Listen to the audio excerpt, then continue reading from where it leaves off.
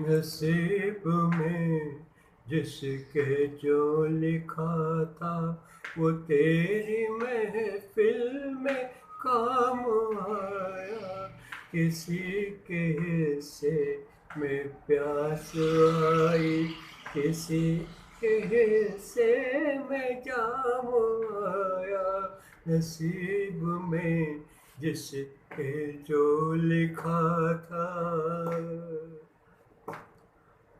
मैं एक फसाना हूँ बेबसी का, ये हाल है मेरी जिंदगी का। मैं एक फसाना हूँ बेबसी का, ये हाल है मेरी जिंदगी का। ये हाल है मेरी जिंदगी का। न हुस्न ही मुझको रास आया, न इश्क ही मेरे काम आया। नसीब में जिसके जो लिखा था वो तेरी महफिल में काम आया। किसी के से में प्यास आई। बदल गई तेरी मंजिलें भी, बिछड़ गया मैं भी कारवां से। बदल गई तेरी मंजिलें भी, बिछड़ गया मैं भी कारवां से। बिछड़ गया मैं भी कारवां से। मेरी मोहब्बत के रास्ते में न जाने कैसा मकाम आया। किसी के हिस्से में प्यास आई, किसी के हिस्से में जाम आया। नसीब में जिसके जो लिखा था वो तेरी महफिल में काम आया।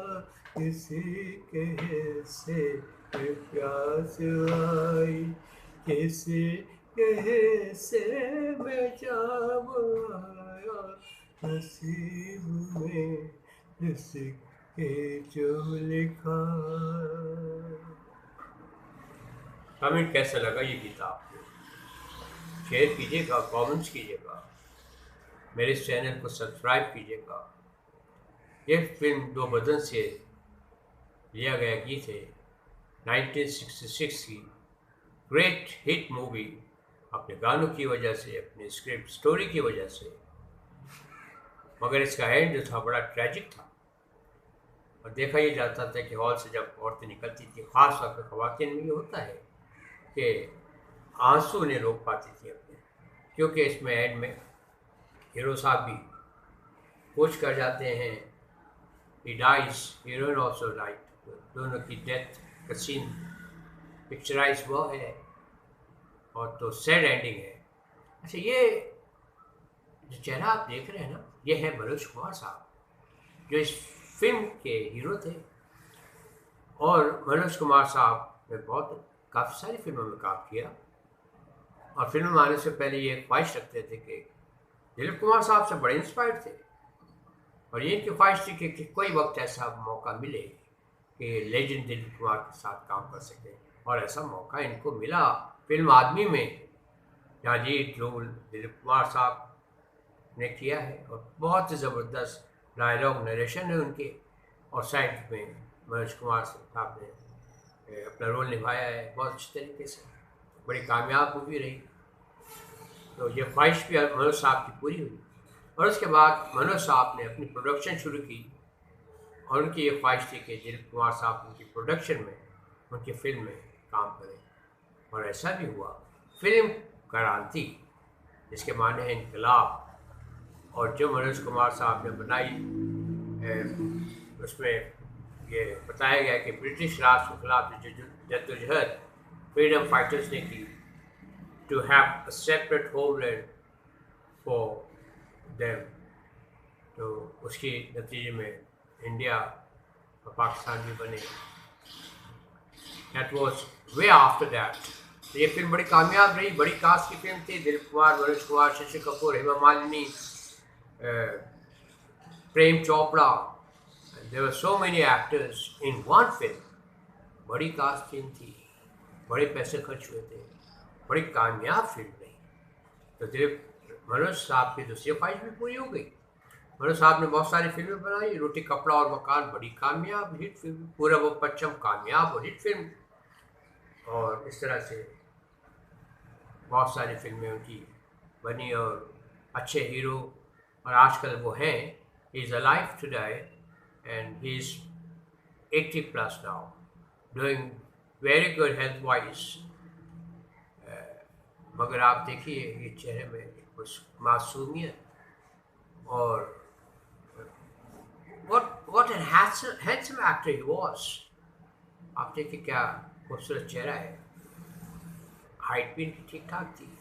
फिल्म में बड़े कामयाब रहे। और इस फिल्म के मौसीकार थे रफ़ी साहब, और इस गाने को गाया रफ़ी साहब ने। दोनों की जोड़ी बड़ी तेज चली।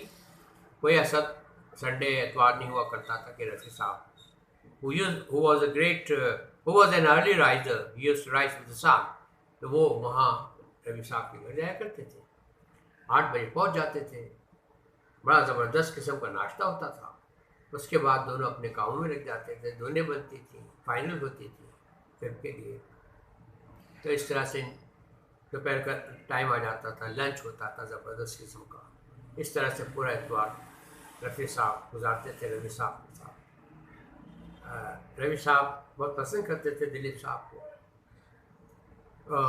सॉरी रफ़ी साहब को। तो रफ़ी साहब में कुछ बात भी ऐसी थी कि कमाल के एक्सप्रेशंस अपने गानों में दिया करते थे, और वही एक्सप्रेशंस म्यूज़िक डायरेक्टर्स को आमतौर पर चाहिए होते थे ताकि उनके गाने कामयाब हों, उनकी इमेज, उनको ज़्यादा शोहरत मिले। और वो सारे मौसीकार आप देख लीजिए, नौशाद साहब, शंकर जयकिशन, लक्ष्मीकांत प्यारेलाल, जिनके लिए रफ़ी साहब ने फ्री गाने गाए। He was a very humble man Rafi Sahab, very modest, down to earth. जितने अच्छे गायक थे उससे ज़्यादा अच्छे इंसान थे। इतनी शोहरत के बावजूद, इतनी दौलत के बावजूद, इनके सारी उनके अंदर कूट कूट कर भरी हुई थी।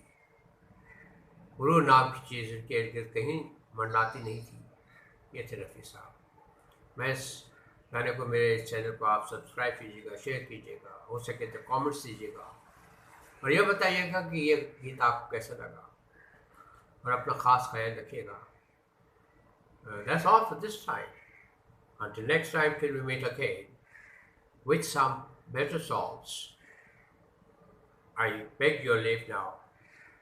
Thanks for watching, and thanks for listening.